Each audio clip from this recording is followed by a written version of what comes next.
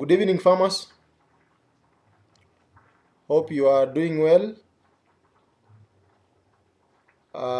It is a pleasure to have you here. Welcome for our today's session. We are going to talk about beekeeping and how we can turn our beekeeping into a business. Before I continue, let me just introduce the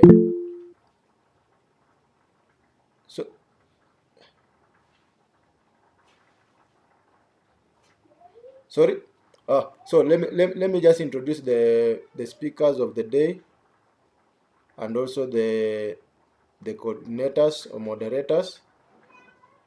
First of all, my name is Joseph Chemos. I work with Farmer Okesho.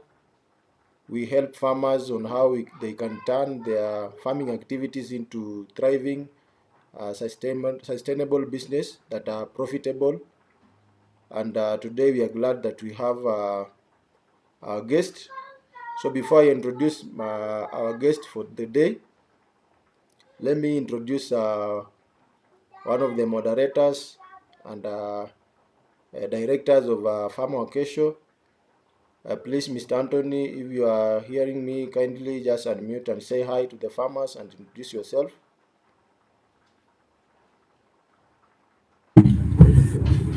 Yeah, good evening, farmers. Welcome to today's sessions. Yeah, we are happy to have you, and we are going to learn more about beekeeping and how to make money as a beekeeper. So we have the speaker for today. He will take us through on what we are supposed to be doing as beekeepers. I hope this session is going to be interactive, and we are going to learn together.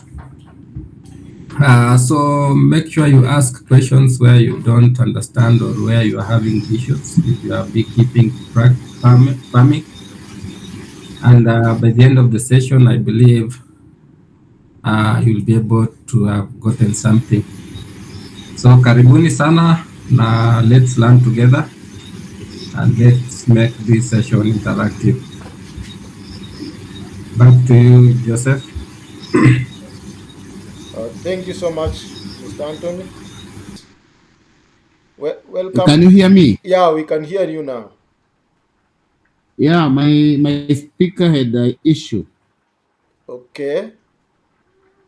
Yeah, so I've been trying my best to fix it, but hey, but now at least if you can hear me, it's okay. Yeah, we can now get you. So could you kindly introduce yourself? Then you will proceed.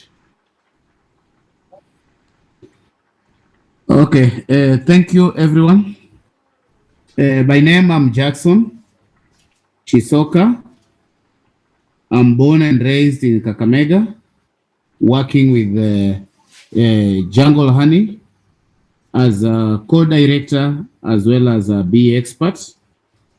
I'm also working with Wild Vision as a bee facilitator. And today I'm humbled to join this meeting. Thank you.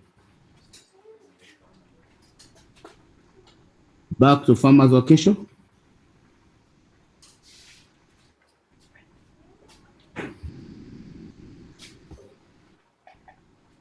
Yeah, thank you, Mr. Jungle. So at this point, I would also like to introduce our farmers who are here to say a word. Mr. Talam, are you there?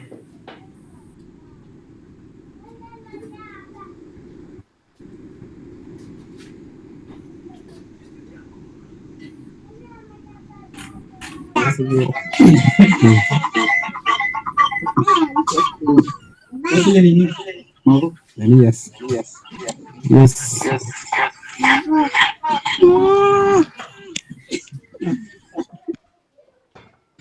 Yeah, kindly you can mute one of your device, then you can talk to us.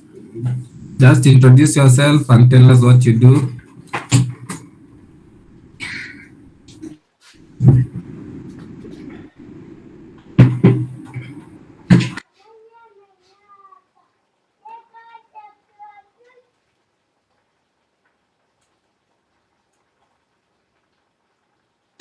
Yeah, it seems Mr. Talam is having some problems at his end. Any other farmer who likes to introduce himself or herself?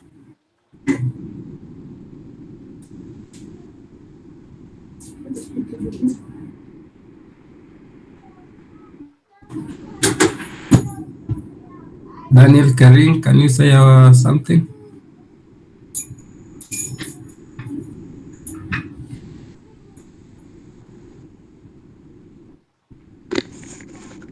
Yes, thank you. I'm Daniel, a paravet, and I'm happy to join you today, and I'm here to learn more. Yeah, thank you. Thank you, Mr. Daniel. So at this point, without wasting more time, I'd like to give the floor to our speaker for today, Mr. Jungle, to take over from there.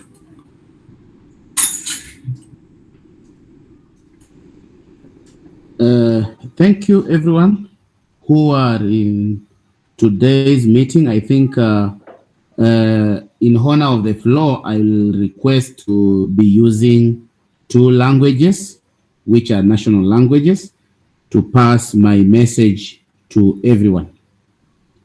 As I said, I'm Jackson Shisoka, and today I had an opportunity, or I got this opportunity to have a talk on bee farming, and this is bee farming on the title where more farmers are literally experiencing hardship in terms of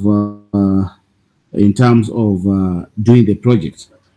Now, with the poster I was served with, I'm expecting to handle the big question tonight, as why most beekeepers don't make money and how to turn honey into real profit. This is a basic question that literally it has had issues more so to the farmers who have been doing the old system or the traditional bee farming. Under it, we need also to ask ourselves if we are literally keeping bees, or if we are not seeing good income, or if we are planning to start beekeeping as a business. In today's discussion, I'm seeing that we need to address on how to increase honey production, and also we need also to address how to reduce colony losses. Down there, we need also to discuss on how we can sell honey for better prices. And finally, if time will allow us, we will also handle on simple record keeping for profit tracking in beekeeping. The question at hand is why most beekeepers don't make money and how to turn bee farming into profitable end. In most cases, most beekeepers do struggle to turn profit. The most bee farmers are trying. Like in Kenya, it is now people have realized the value of bee farming. And now that's the reason why today, if you walk around, you will realize even the small kids are literally taking part in bee farming. But still, there is a question to be answered where these farmers, they have been struggling, and where were they when the bee farming started. You will realize that the reason why most bee farmers are struggling is because the modality of doing the bee the keeping the bees, and you will realize that most bee farmers are using the traditional hives. When they are using the traditional hives, they are getting low yields, and the moment they get the low yields, these farmers, they are literally getting demoralized, in a sense that the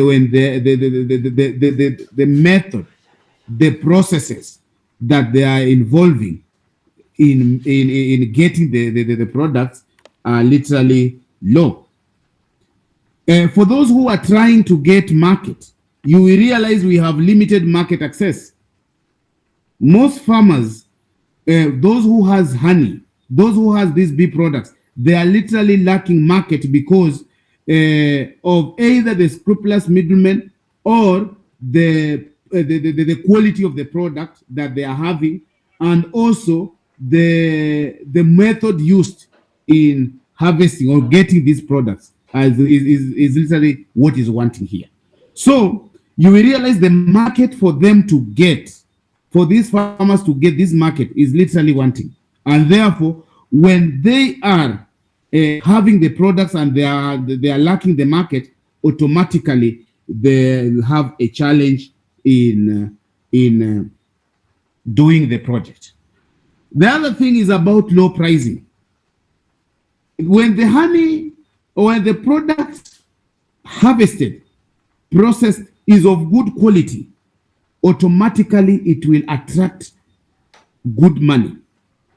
Members, this evening I wish to let you know that bees will only give you about 6 products. These 6 products are the honey, the wax, the bee pollen, the bee propolis, the bee venom, and the royal jelly. All these products attract money. Honey is the least in all these products, and that's why the reason why most farmers are taking honey as an advantage point is because it is liked by everyone. But in terms of attracting money, it is the lowest. It can't be even compared with the bee venom. Bee venom is literally sold in grams, and a gram of bee venom, it will attract good amount. Like a gram of it will fetch you about 6,500. We have the royal jelly, which will give you about 37,000 to 42,000 a kilo. Now, the farmers who needs to get into the system should literally know that the low part of these proceeds is only on the honey, and when the honey is not harvested, processed, packaged well. And therefore, you will realize other farmers do believe that there is high production cost in all this. For you to get the hives, for you to get the processing equipment, like the honey extractors, the centrifuge machine, and the honey press machines, you will realize you will need much for you to acquire all this for you to get the quality proceeds. Now, how to turn honey into the real profit? Farmers, if you want to turn bee farming for it to be a profitable venture to you, you need a modernized hive. You will realize the traditional hives that has made us go down. Today, we have several hives that are literally yielding, like the Langstroth beehives, like the Johnson beehives, like the honey flows hives. All these hives are literally modernized. The reason we are calling them the modernized hive is because they are literally working to save the queen. Production of bees is literally looked at the health of the queen. Like the traditional hives, when you are harvesting the honey, you will realize you will have to tamper with the queen, you will tamper with the nest, those combs, and it will force you to go and retrap and also strengthen the colonies that are there. But with the modern hives, you will have saved a lot where bees are not going to be killed, and also the numbers of harvest, the seasons of harvesting will literally be saved. If you are harvesting once in a year, you will realize that if you are modernizing your beehive, you will be harvesting like 3 to 6 times in a year. Harvesting of these products is only geared on the lifespan of the bees. The lifespan of the worker bees is about 7 weeks. You will realize after 7 weeks, that is the time you will be literally needed to do the harvesting. Now, with that one, it will have saved you and it will give you good yield. Like for instance, if Langston hive will give you like 10 kilos per every harvest, if you have about 3 harvests in a year, you will be literally counting 30 kilos from that hive. And if you are selling one kilo at about 500 shillings, you will be realizing that if your hive is giving you like 10 kilos, that translating to 30 kilos, automatically will be pocketing about 15,000 in a year from a single hive. And therefore, that is the only first way for you to get proceeds out of in doing bee farming. Have good hives, modern hives that will save the queen. And therefore it will give you the formation of or the gap that will give you soko mzuri. For you to turn honey into real profit, you need to secure market. Find a reliable buyers. Reliable buyers comes from the village. Mtu asiwahi kudanganya ati nyuki ama ukiwa na asali itaoza. Honey has no expiry date. Kukimbizana kuanza, sina soko, tengeneza asali yako vizuri, iweke vizuri, ihakikishe ya kwamba iko safi. Bila impurity, hiyo asali utaishi nayo kwa muda. Na ile price ambayo utadictate ndiyo asali ambayo utauza nayo. Lakini ukisema ya kwamba ati umepata asali leo unataka kukimbizana kuuza, boss, you will be wasting a lot. You will be going as serious loss, kwa sababu utakuwa unauza kwa bei ya chini, ile hali kesho asali bei itakuwa imepanda. Kwa hivyo mimi nawahimiza ya kwamba for you to realize that the bee farming is profitable, tuache mate ya haraka. Na the moment tumewacha mate ya haraka na to establish reliable market. Reliable market, anza na jirani yako. Reliable market, enda kuwa kwa vikundi. Reliable market, even in WhatsApp, market consistently, kuhakikisha ya kwamba you get those who to buy. There's nowhere you will be told ya kwamba let's have bulk honey at that point. Ya kuuza ya saizo hakuna. Even today the demand of honey is very high compared to the supply. Supply is because of the traditional system that was there that made even the honey ikosekana. Na ndio maana utakuja kupata those who are smart in business, they will take advantage of the demand. They'll take advantage of the demand. Now, the moment they take advantage of that demand, they will even go down to TZ. I'm lucky because at one point some years ago, I used to train in TZ. We have farms also in TZ. TZ, they are the laziest people in East Africa. But today, they are the biggest honey producers in East Africa. Why did they take that advantage? It's because they literally took advantage of keeping the bees, modernizing the bee industry, and literally making it a family thing. Most members fear bees because they take it as a bad omen. Others believe that bees is a bad omen. Members who are listening to me tonight, I literally wish to tell you that the good news behind the bees is that bees tells how rich you are, how wealthy you are, how blessed you are. If bees visits you, don't ever think that it's a bad omen. Don't ever take it ya kwamba hii ni misukumo ya mazingaombwe. Hapana. Usiwahi chukia nyuki. Never hate the bees, because when the bees are coming to you, it is a message that they are passing.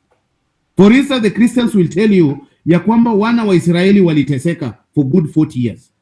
When they were there, they were promised a land which was full of honey, which was full of milk. Where were they? Why were they promised that land? Land of milk, land of honey. Where was that honey coming from if it's not the bees? So consider when bees becomes part of you, consider as a blessed person. Consider as a person who is worthy to be doing the project. About a part of bees giving you honey, bees are going to pollinate your land. Bees are going to pollinate your land. And the moment they are going to pollinate your land, you are sure ya kwamba nyuki itakupatia manufaa. Na ili ufaidike, you need to have a reliable market. If you lack market, then take jungle honey to be part of the market. If you lack market, even if you have honey in your area, na watu wajue wewe ni mkulima wa nyuki, people will be coming to you because they know the origin of honey yenye iko. For you to turn honey into a real profit, members, you need to do what we call the value addition. Add value. Process honey. When you are adding value, there are a number of things that you are going to consider. For instance, you will package the honey into combs. Wakristo watakwambia, the Bible says, my child, take honey, it is good. Honey from the comb. They are very specific that when you are taking honey, you are taking honey from the comb. This honey from the comb, it has comb. It has wax in it. It has nectars. It has already manufactured water, which is good for your health. You will take packaged honey. You will also value add things like beeswax. You will have it candles. You will have propolis tinctures. And at the same time, you will have honey infused with other products. You take honey, you blend with propolis. You take honey, you blend with the ginger. You take honey, you blend, and then you sell. Already, if a honey jar is 200 shillings, when you blend that honey, it will give you about 800. When you sell and it goes to the intended purposes, taken for the intended purposes, you will actually enjoy bee farming. Again, farmers, you need also to understand that you need to optimize cost, reduce cost of other things. When you are reducing the cost of other things, you will literally understand that if you have one beehive and you want to do it on a commercial scale, you will realize one beehive will not be enough. You will need, let's say, 10 beehives for you to get all these products, like the honey, as I said, wax, bee pollen, bee propolis, royal jelly, and bee venom. And how do we acquire all this? You will realize when you are harvesting the bee venom, you are using the electrified machine, which will not kill the bees. And therefore, the bees will remain docile, and the bees will give you whatever they are expected to give you. The bees will be friends to you. When you are harvesting the propolis, you will realize the propolis is a sticky glue that the bees use to protect it, to secure the queen. So when you are using the propolis trappers, you will ensure that the bees are not hurt when you are harvesting the propolis. When you are collecting bee pollen, you will use the bee pollen trappers, whereby when the bees comes in excess, like the summer, spring, winter, when they are collecting it, you will enjoy farming well. Therefore, for you to realize the production, the profit behind selling the honey, you will have to reduce some cost, some other things like the production cost. Nyuki umepata mizinga peke yake, you are sure bees will get in. Ukishapata hizo nyuki, ni jukumu lako kuhakikisha hizi nyuki ziko na ile hali ambayo itakuwa ya manufaa kwako kwa upande wa mavuno. Kwa hivyo hiyo itakusaidia.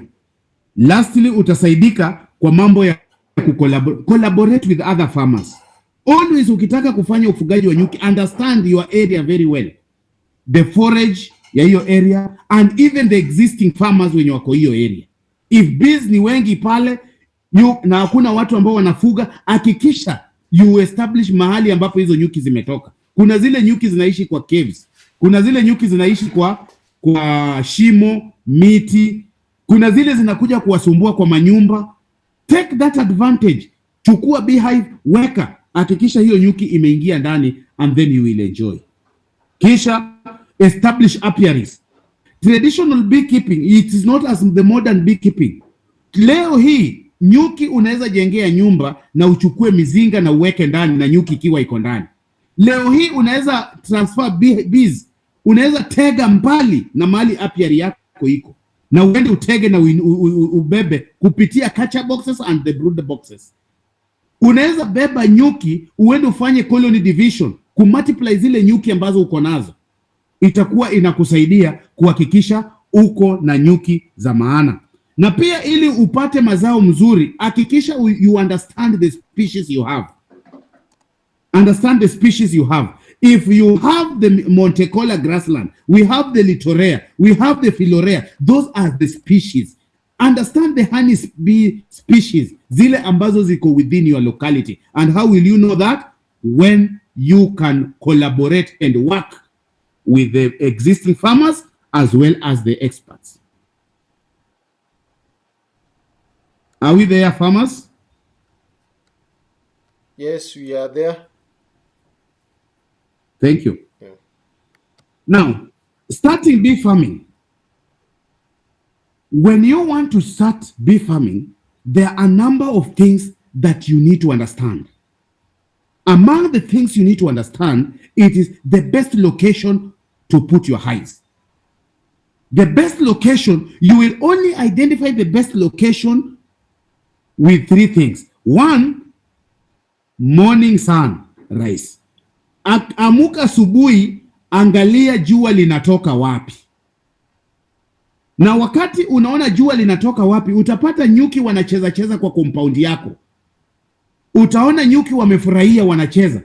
Hiyo itakupatia nafasi rahisi ambayo itakuambia ukiweka beehive yako uweke midomo ikiangalia mali fulani, kwa sababu jua likichomoza sana litachoma hao nyuki na litafanya nyuki wasikupatie mazao. Cha pili ambacho lazima uangalie, angalia jinsi upepo unavuma area yako. Uwezi chukua beehive mdomo, unajua upepo unatokea west, na unachukua beehive mdomo yake entrance unaweka kama imeangalia west.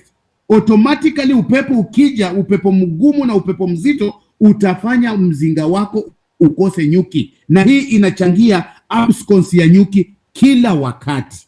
So wafugaji wa nyuki ambao wanakosa nyuki kwa mizinga zao ama nyuki zinatoroka, ni kwa sababu jua linakuwa kali na upepo inakuwa kali, and therefore nyuki wanatoroka na beehives zinabaki bila nyuki.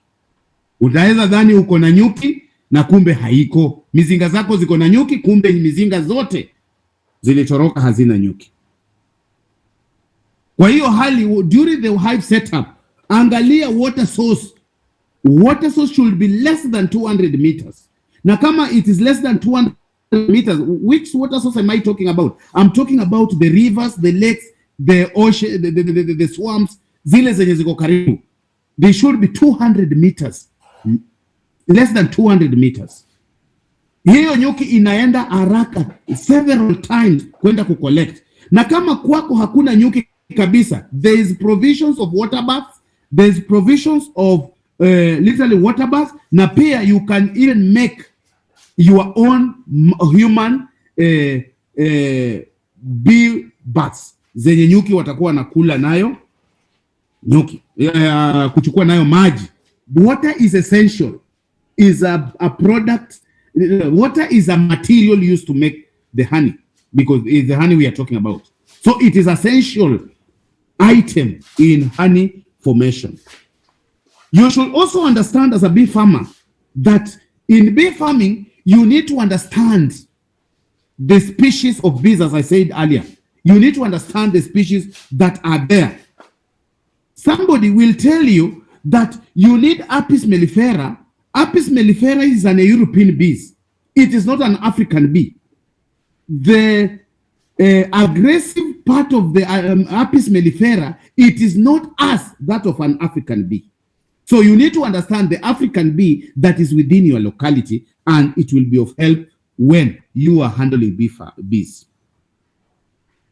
Usibabaike kwa upande wa nyuki. Ukishaelewa aina ya nyuki ambayo uko nayo, kila wakati utakuwa unafuga nyuki bila kuteseka na bila kuumia. Nyuki ni rafiki ya binadamu. Be a friend to man. Bees knows the owners. Jinsi umefuga dogi, jinsi umefuga kuku, hivyo ndio venye nyuki pia inakuwa rafiki yako when you are doing it rightly. Basic equipment farmers. You will never do bee farming in an empty place. You need the beehives.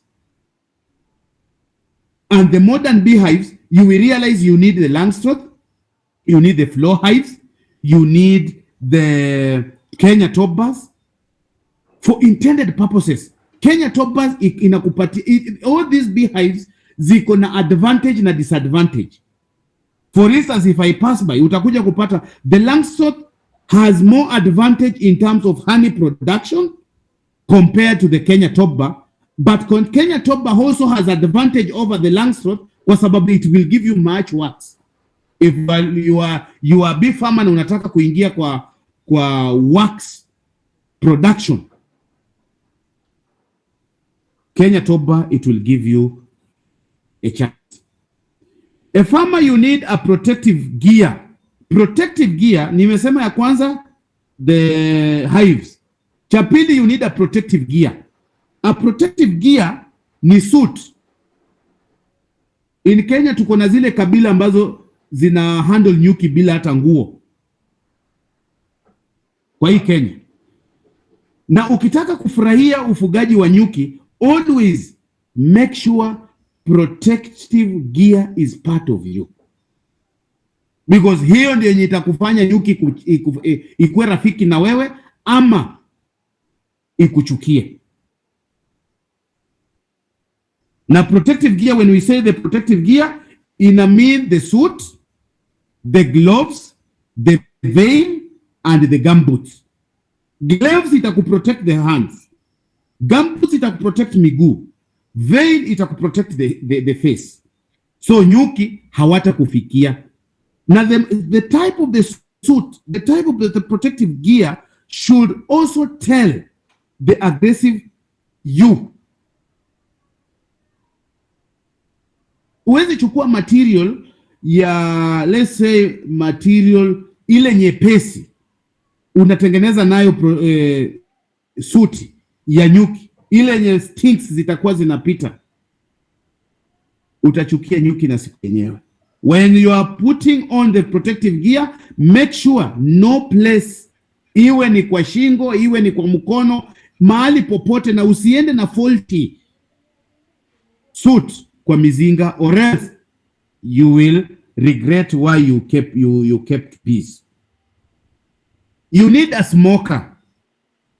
A smoker, material used to smoke the smoker, you can use wood ash, you can use gaudan, you can use wet grasses, zile zina emit moshi. Why do we use the smoker? Is to disconnect communication. Bees communicate through pheromone. That pheromone ni harufu too. So the moment you puff in the smoke mixes with the queen pheromone, and it disconnects communication completely. So the moment it has disconnected the communication, then the bees remains docile during your work. Instead of using pangas or visu, you need a hive tool. A hive tool will, because the beehives, the modern beehives, zimekuwa aligned with the either movable frames or bars. So the moment you are using the hive tool, it is only to scoop the frames or the bars from the original hive. Those frames are the ones the bees zimetengeneza combs na zimeweka. Again, you will need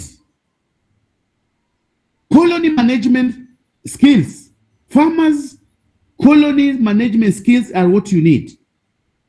And these colony management skills involves regular inspection of your beehives. You need to monitor for pests and diseases, because bees also are attacked by diseases. Bees are also attacked by pests. Bees are also attacked by animals like the honey badgers. Bees are also attacked by diseases like the molds. So you need to be monitoring your beehives every now and then. From the time of colonization, you need to understand, you need to be regularly visiting your farm, kuhakikisha kila kitu iko sawa na mizinga zako. Failure to do that, you will see ufugaji wa nyuki hauna faida.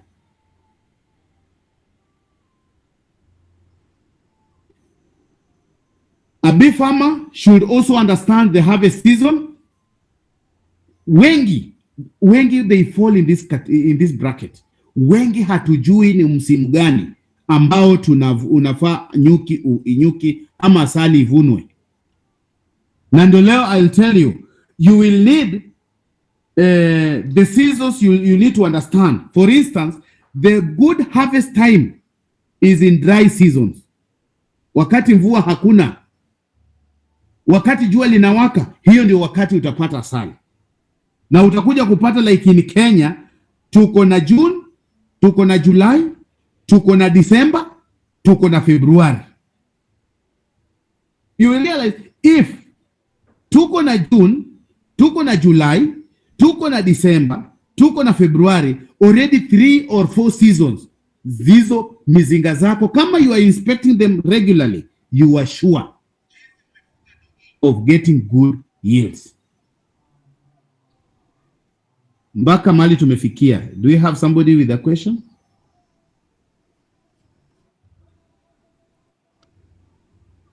Yeah, there are questions on our chat box. Okay. Maybe we can just continue, then you just finish, then we tackle the question as farmers are still continuing to ask in the chat box. So just continue, then we'll finalize with the questions. How many minutes am I left with? Can we make it to 5 minutes? It's okay. Okay. Thank you. Now, farmers, most farmers huwa tunajiuliza, how do I start bee farming? Before you do the bee farming, you need to understand what type of a farmer you want to be. Utakuja kupata mkulima hajawahi hata kukua close na nyuki, anakwambia boss, nataka mizinga 100, nataka kuanza na mizinga 100. You will realize that farmer is literally joking. Ufugaji wa nyuki, you start small, you grow gradual. You start small, you grow gradual. Have few hives, and usikuwe na tamaa ya kukuwa na pesa haraka kutoka kwa nyuki. That's why I tell you, you start small and grow gradual. You will need to scale up time by time. but if you happen to run, kukimbilia kukuwa na beehives mingi, hiyo wakati you will literally fail. Usikimbilie kufuga nyuki kwa kuanza na mizinga mingi. Just start with the minimum and grow gradually. Ufugaji wa nyuki ni biashara yenye faida kubwa, hasa kwa wakulima wadogo.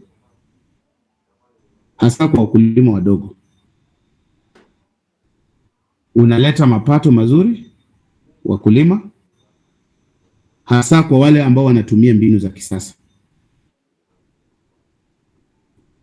Na ufugaji wa nyuki mara mingi pia unachangia kuhifadhi mazingira, kwani nyuki wanachukua jukumu muhimu katika uchafuzi wa mimea. I mean pollination, na unasaidia mkulima kwa kupata mazao mazuri yenye afya na mazao matamu. Kufikia hapo, I think until next time, let's handle questions.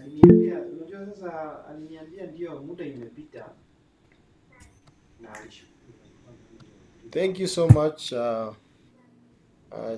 speaker, for that immense work that you have done.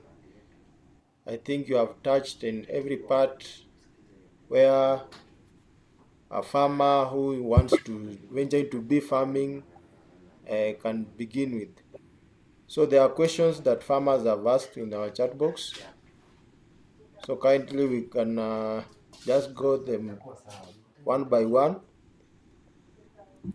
There's a question from one of the farmer asking, can I buy a hive that already has bees inside, or do I have to wait for bees to move in on their own? What causes failure of bees to enter to hives? So there are two questions. So one, if we can buy or if she can buy a hive that has bees, or if she can wait for bees to move in on their own. And also, what causes failure of bees to enter the hives? So maybe you can tackle that one, then we move to another one. Thank you, Milka. Before you buy a hive, it is possible to buy a hive that has already colonized, but it is also so risky to buy a hive that is colonized. Why do I say so?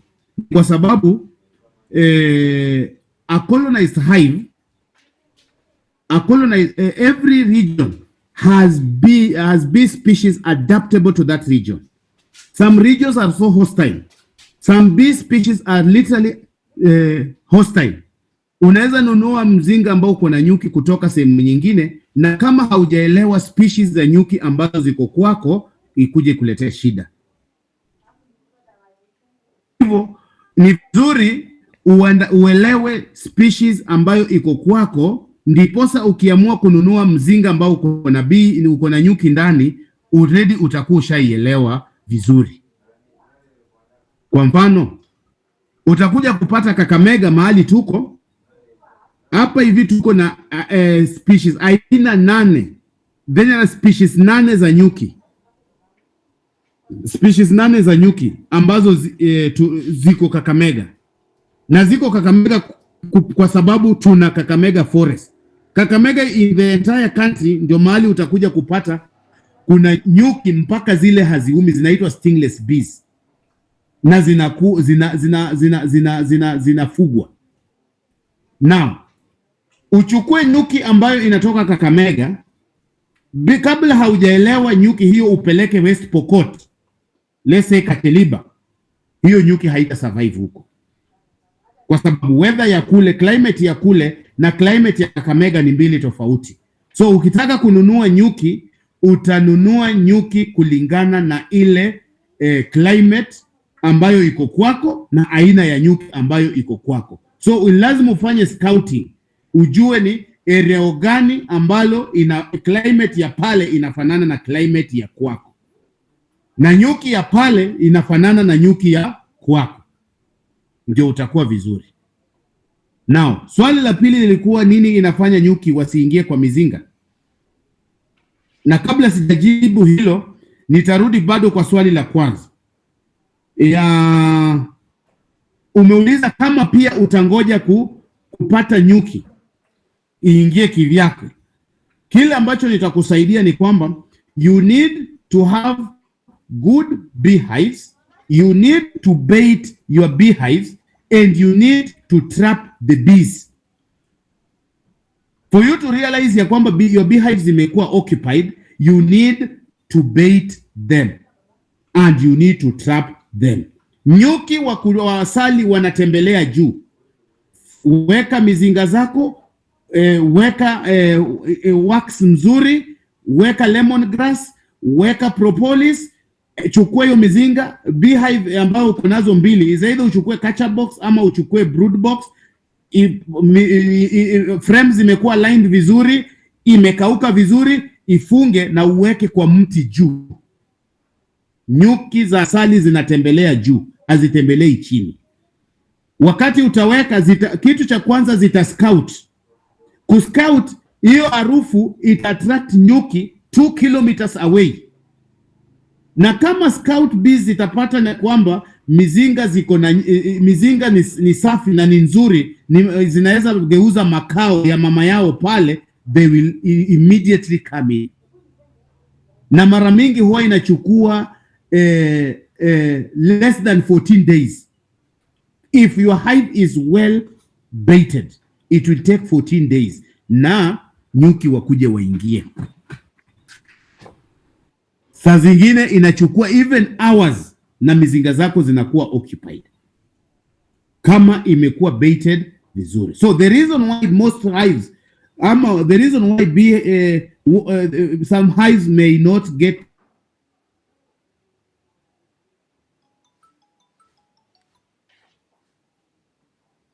Ndakutafuta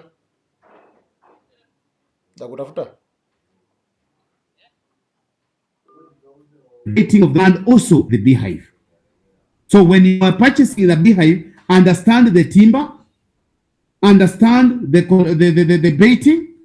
Now understand the positioning of those beehives. Your bees hazitakuwa vibaya. Your beehives will get bees fast.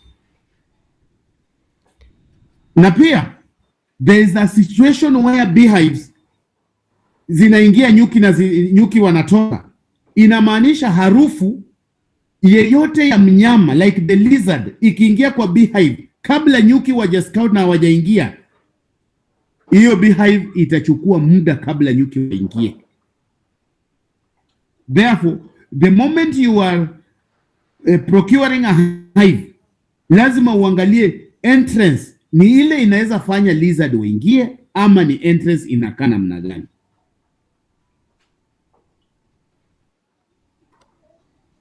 Hope nimejibu hilo. Yeah, I think umejibu vizuri sana Madam Milka. Now you get the answer.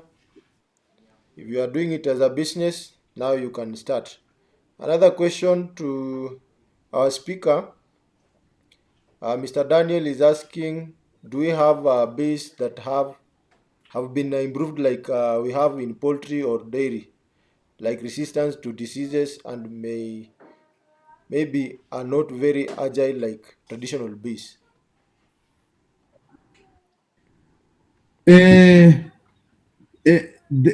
The quality of the bees you keep is determined by the age and the type of the queen ambayo iko hapo, and that's why today we have experts who are queen breeders.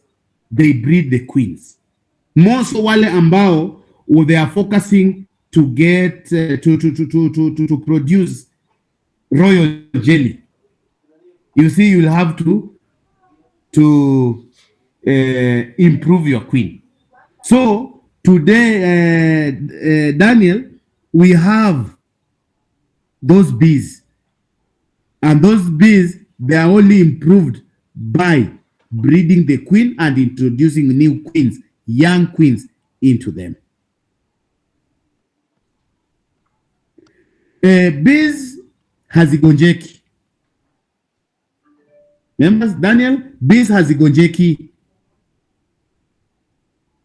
na kama zinagonjeka zina daktari wao, sio binadamu, ni nyuki wenyewe. Okay? Sawa, Mr. Daniel, now you get the answer from the expert. Another question asked by Madam Milka. She's saying, my biggest concern about installing a hive is the risk of accidents. How can I prevent or minimize them? Huyu anaogopa kupigwa na nyuki huyu. Milka anaogopa kupigwa na nyuki. Anaogopa kupigwa na nyuki. Saidie. One, nimesema nyuki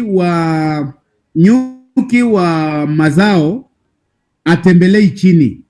Nyuki wa mazao anatembelea juu. Kwa hivyo ukitaka kuwa na nyuki wazuri wa mazao, tangulia utege hao nyuki kwanza. Na tu, nyuki si wabaya. Ng'ombe wana coexist na nyuki. Like if you come to us, if you happen to get time and come to visit us, you will realize that where our workshop is, mahali kuna makelele, kuna nini, hapo nyuki wako hapo. Na pia hapo watoto wanatembelea hapo. So the moment ushakuwa na dhana ya kwamba ama fikra ya kwamba nyuki ni wabaya, automatically they will be bad to you. So kabla haujaweka nyuki, kitu cha kwanza lazima uelewe ni wapi ambapo unataka kuinstall hizo beehives zako. Now when I'm talking about the installation here, I mean that wakati ushatega nyuki zako, now ni kutransfer kutoka mahali umeitega ukipeleka mahali hao nyuki watakaa milele. Hakutakuwa na issues. How can you prevent or minimize? Regular inspection of your beehives. Get familiarized with your beehives. Automatically tembeleanga nyuki zako kila wakati. That's what I'm saying. Inspect your beehives regularly. The moment you inspect your beehives, nyuki watazoea harufu yako. Na wakati washazoea harufu yako, hakuna siku hao nyuki watakuja kukuchukia na watakuja kukuataka. 2, bees are aggressive. They are only aggressive the moment they are provoked. Ukiwa wewe ni mfugaji wa nyuki na tena wewe ni mfugaji wa mbuzi, hao nyuki watakuwa wanakupiga kila siku. Kwa nini watakupiga kila siku? Ni kwa sababu mbuzi ni wachokozi, wanarukaruka left right center. Mbuzi wako na harufu mbaya. Harufu ya mbuzi itakuja kuirritate hao nyuki wenyewe, na nyuki watakuja watakuataka. Wanakuataka kwa sababu hiyo harufu ambayo mbuzi anayetoa, na nyuki wenyewe wanatumia harufu in their dealings. Automatically they will do what? They will have to attack you. Lastly, nyuki, they are only aggressive the moment the honey is ready. Wakati asali haiko tayari, nyuki hawako wakali. Utatembea karibu na wao, utafanya shughuli zote na wao, na ili usaidike hapo, make sure when you are doing inspection, na ukipata asali iko, tafadhali vuna asali na uachane na nyuki. Na ndio maana we the bee farmers, we are stealing from the bees. Time and again we are stealing from the bees. When the honey is ready, the bees are aggressive and they are subject to attack. So always do your regular inspection. When you get elements of honey, go and harvest immediately. Literally harvest it immediately. I hope I've answered you. Sawa sawa. I think Madam Milka, you have been answered. Let's move to another question from Mr. Daniel Kering. There are two questions. You have talked about absconding, and what about swarming? How can one control? That is the first question. Then the second question from Mr. Daniel Kering. What are the key nutritional requirements for the honeybees?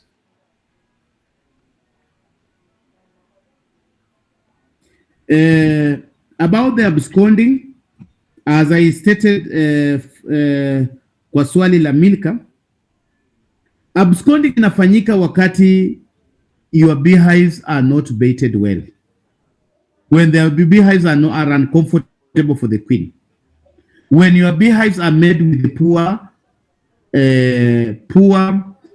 material. When the positioning of your beehives doesn't observe the sun and doesn't observe the rain direction, and all along they are not visited. Absconding happens also when the species yenye imeingia kwa mizinga yako si ile ya kuishi. We have also a migratory species, ile yenye inaingia unadhani nyuki iko ndani na kumbe inatoka. Hiyo nyuki haikai kwa beehives kila wakati. Swarming of bees, how you can control swarming? Wewe kama mkulima, make sure uko na, when you are buying your beehive, make sure umenunua mpaka the catcher box. Kazi ya catcher box itakuwa ya kucontrol the swarming ya hizo mizinga kila wakati, kwa sababu before the bees zitoke huwa zinapeana that indication like huwa zinapeana indication like bearding session. Unaona nyuki zimebeard, ukienda jioni unapata nyuki zimetoka nje mingi.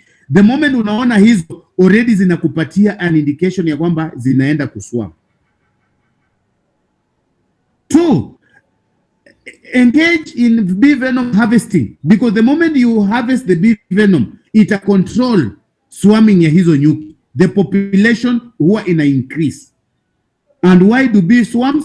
Bees are swarming to give room for the new bees. Old bees, they leave because they have worked. Along the way zinaenda kukufa zikienda. That is what the swarming is all about. So have the catcher boxes, have extra beehive. Always have an extra beehive. Ndio itakusaidia kucontrol those bees ambazo uko nazo hapa. Hope I've answered him. Okay. Okay. Let's move to another question asked by Madam Milka again. Unauza hizi beehives? If yes, ni how much? Anauza kama, do you sell beehives? Hata saizi niko, those are the beehives, niko kwa workshop. I was waiting for the meeting. Okay. Those are beehives. Hiyo yote ukiangalia mpaka huko kwote ni beehives. Hiyo yote ni beehives. Okay? Yes. Those are beehives. So yes, the answer is yes, we are selling beehives, and the beehives do range from 4,500 Kenya shillings and to 6,500. Okay. We are selling the Langstroth beehives. We are doing the Langstroth beehives. We are doing the Kenya top bar. We are doing the Johnson beehives, and also we are doing the floor hives. Above all, we are contracting the farmers.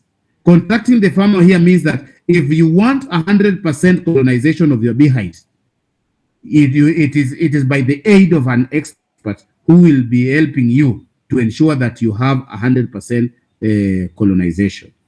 When we are contracting the farmers, we are also working to ensure that we have good species for our farmers.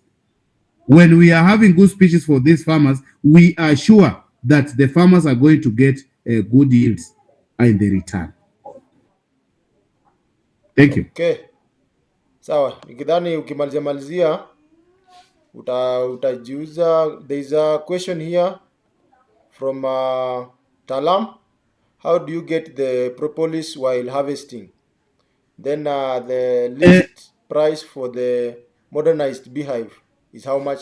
Nikidhani hii ya mwisho, hii ya question ya mwisho hii tutakupatia ujiuze the last minute. Another question in, I'm not a farmer but I sell honey. Kindly require the marketplace. This one kona soko, so you can tackle the nini ya soko hiyo na hii ya Propolis, then you finalize on how maybe you can maybe a farmer who wants to reach you in terms of getting a beehive, you can give them your number so that they can reach you directly, or you can text for chat, so you can tackle those questions. Thank you. Let me start with that of a person who said he is selling honey. He is selling honey, but he's not a farmer. Very interesting. You are selling honey, that is now you are doing business, which is good, and we love it.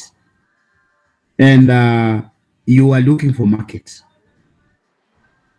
And as we are producers of all this, and we are also selling honey, and we are providing markets.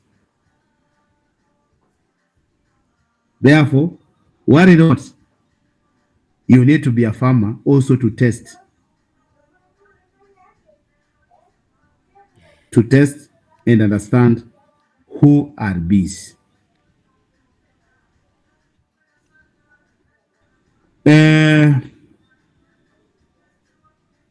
I literally nitamalizia nikisema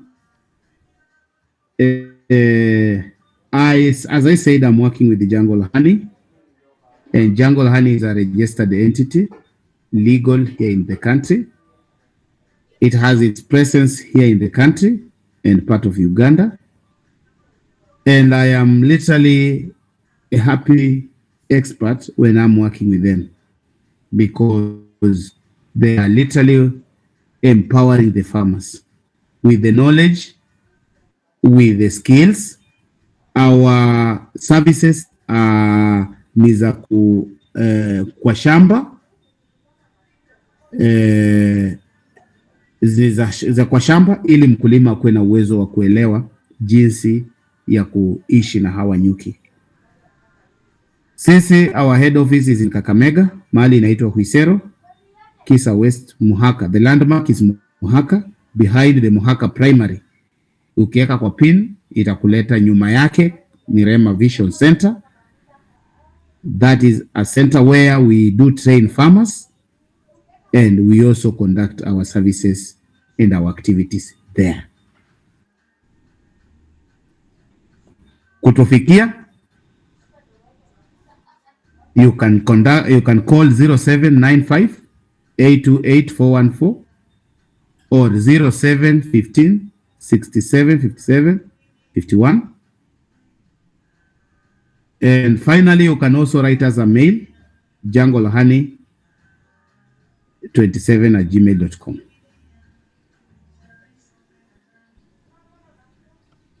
Kama kuna swali sijajibu. Kuna hii swali ya Propolis, sijui kama uliguzia as we finalize. Thank you. Yeah. Propolis inapatikana kupitia Propolis trappers. Propolis is a sticky glue.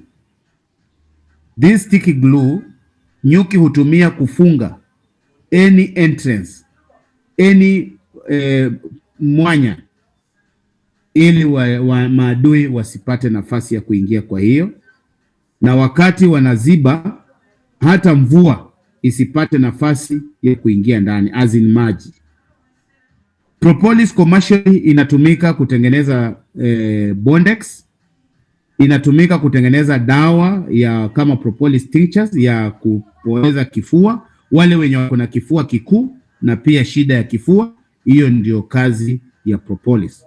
Propolis inapatikana nyuki kutembelea mkojo ya binadamu, na pia inachukua nectars, maji ambayo inapatikana kwa mamiti, na kuna zile miti specific ambazo hao nyuki wanatembelea kwenda kuchukua hayo maji.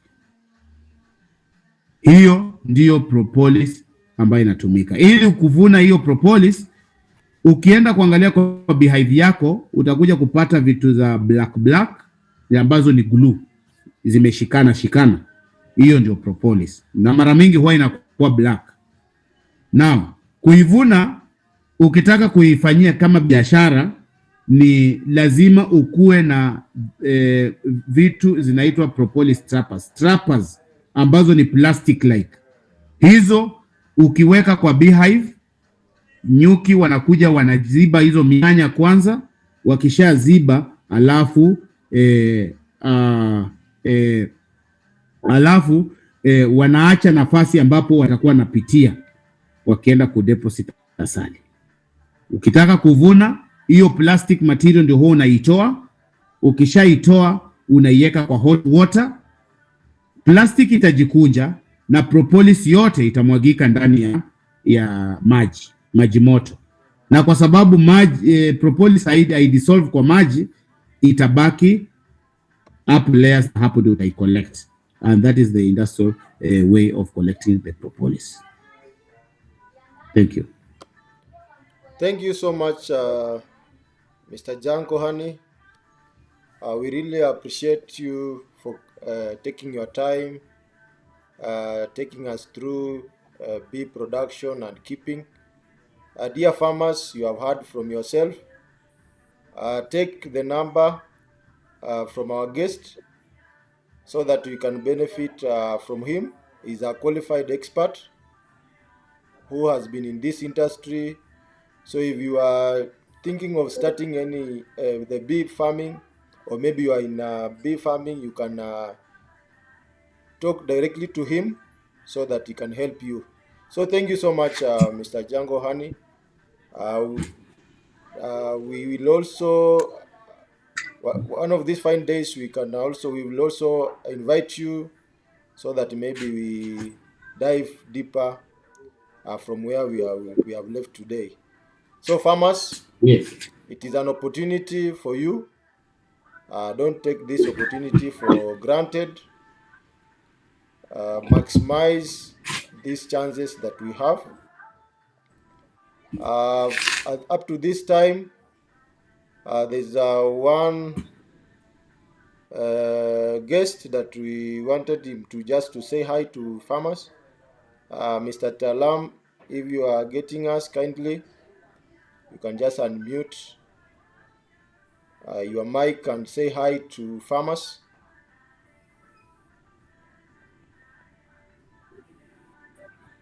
Mr. Talam.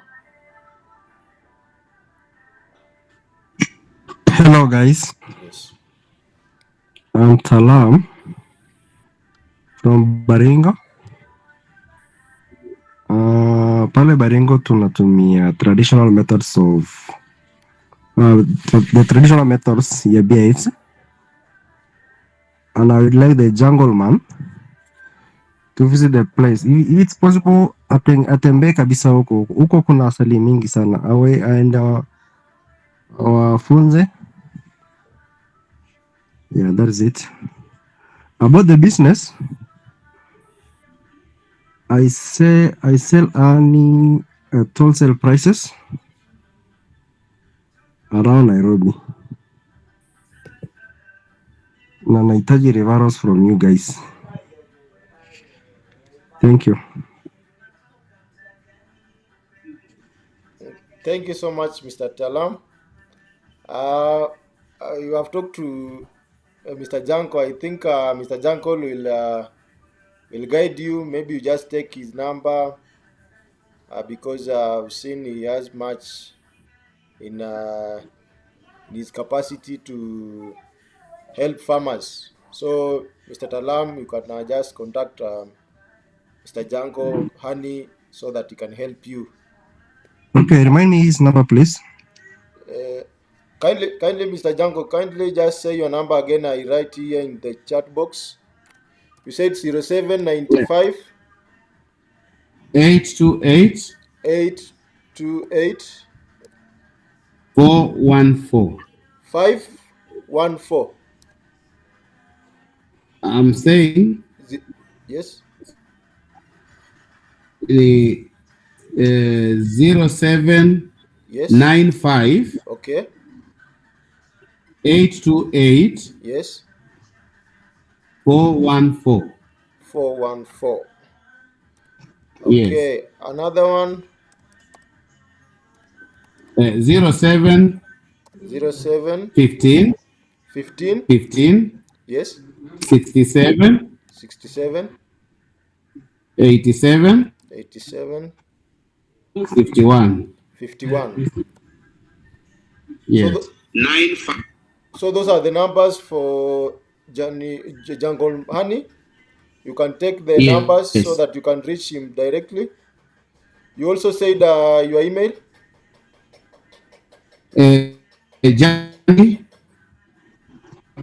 Jungle Sorry, Honey. sorry, Jungle Honey. Jungle Honey Okay, 27 27 at gmail.com. Jungle Honey. 20.com. Okay. So farmers, you have the contact. Kindly let's support each other. Let's maximize this platform so that we can grow our businesses. Don't take these sessions for free. One can get an opportunity and you make a thriving business from this session. So we are glad to have you, Mr. Janko. I know we'll organize another session so that at least we can talk about purely on market. There are farmers who have reached to me or to us asking if they can get a market of their honey. So maybe we can again organize another session purely to talk about marketing of honey. So thank you so much, and we really appreciate that. So for Thank you. farmers, if there's one, maybe there's another question you can ask. We have gone past our time. Our meeting was supposed to end at 9, but we have extended to 9:30. So ikiwa kama uko na swali, you can just ask, or maybe I can give an opportunity to one farmer just to say maybe something, then we close the meeting. Before that, let me welcome Mr. Daniel Gichuki. He had some challenges. He's one of the directors and coordinators of the meeting. So, Mr. Daniel, I'll just welcome you. Kindly say a word. Then at the end of the meeting, you will close the meeting with a word of prayer. So just kindly introduce yourself again, and then you give another farmer. Thank you, Mr. Joseph. I'm sorry that my internet had issues. We lost the light and I was using the Wi-Fi, so I had issues to reconnect. But lucky enough, I was able to reconnect. So sorry for the kind of inconvenience I've caused. I'm very sorry. My name is Danny Gichuki, an agronomist by profession. I work with a cooperative. I've been very happy to learn from you, Mr. Jackson or Django Honey. It has been a blessing, and I have been able to at least get a few things from where I've been able to judge. So thank you so much for this forum. Thank you so much for taking your time to train as your fellow farmers. Thank you so much. Joseph, back to you. Thank you, Mr. Daniel. Let me give this chance to Mr. Hilary Agwe. Mr. Hilary, you can say a word before we end the meeting.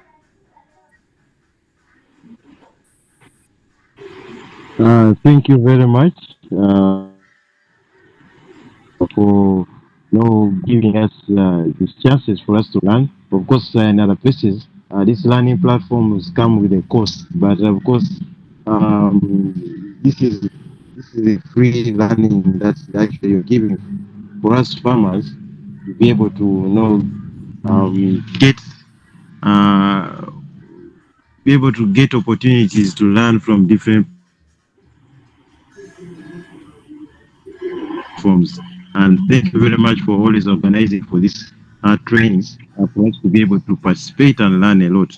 So at the end of the day, we shall have to put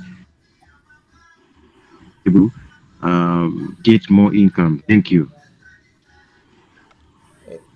Thank you so much, Mr. Hilary. Thank you for joining our meeting. I don't want to be gender imbalance. I'll give this opportunity to a lady. Let me give this opportunity to Ivy Flavia. Ivy, you can just say hi to us as we close the meeting. Kindly, if you are getting us.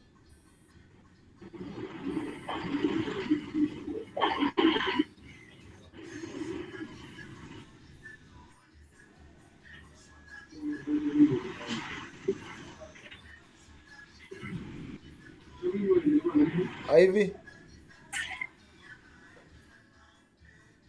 Or maybe Ivy, she's not, you can't reach her. Maybe I can give this chance to Judith. Kindly, Judith, you can just say hi to farmers as we conclude the meeting.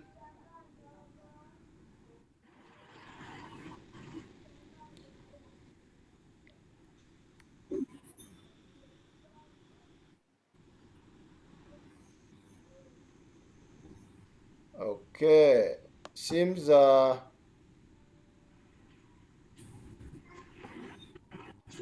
did it?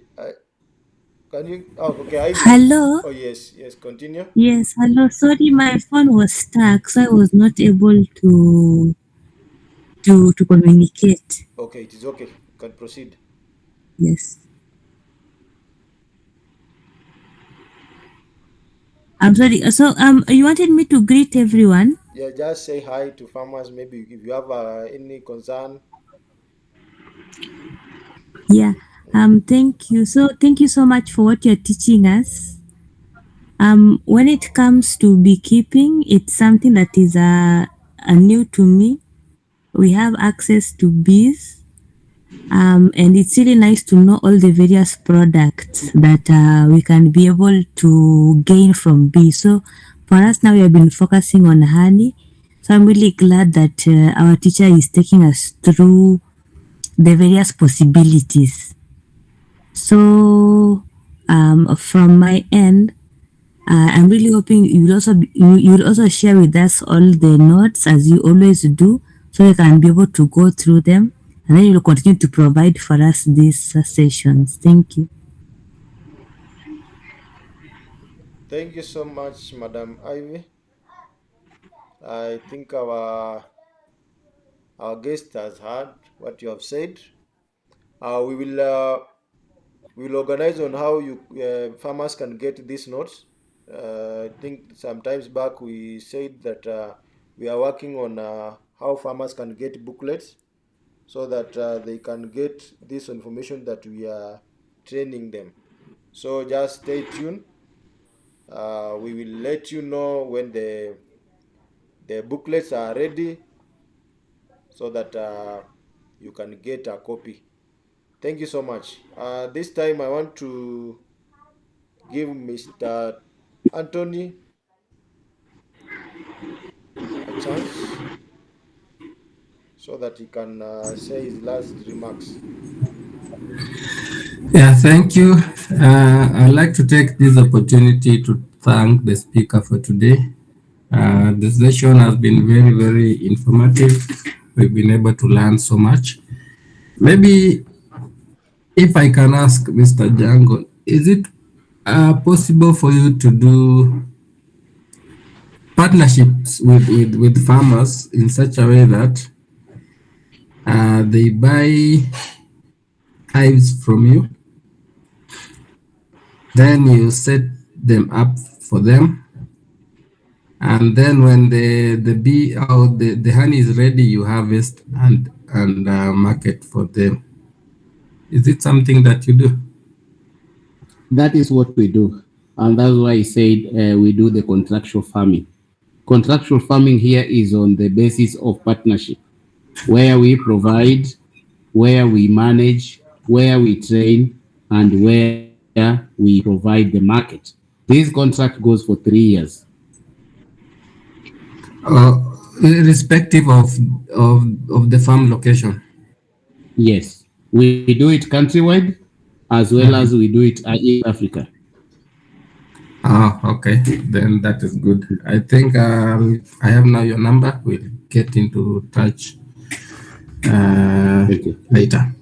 So thank you everyone. Karibuni sana. We will catch up again next time. Thank you so much, Mr. Anthony.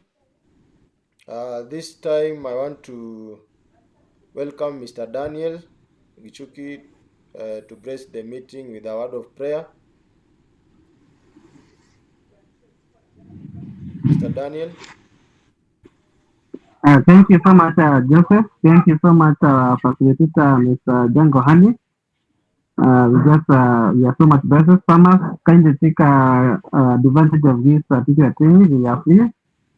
Always be ready to learn and also be able to transform your farm into a profitable business. So let's pray. Everlasting Father, this evening we want to thank you for the time that you have allowed that you have had. Thank you, Jehovah Lord, for whatever you have been able to learn.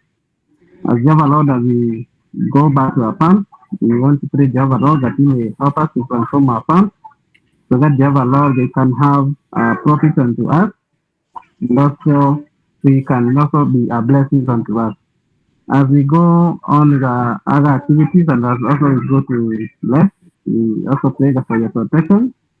And until the day of tomorrow, as we do in other activities, Jehovah Lord, be with us for the glory and honor of your name. This we pray, believe and trust in Jesus' name. Amen.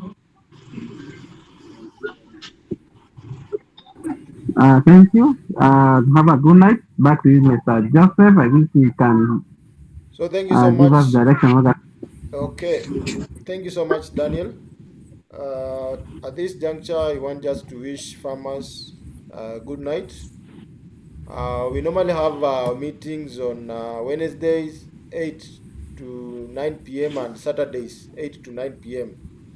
So we have various topics that we normally tackle, but for today we had honey beekeeping, and Mr. Jankol, we will again invite you, and specifically we will invite you so that we talk about marketing of honey. So thank you so much. Until next time we meet, there is a topic, another topic I will be circulating. So you can continue following us on our social media, on our WhatsApp page, so that you get informed on the topics that we'll be discussing. So thank you so much. Until next time, on Saturday, the same time, we meet again. Thank you so much.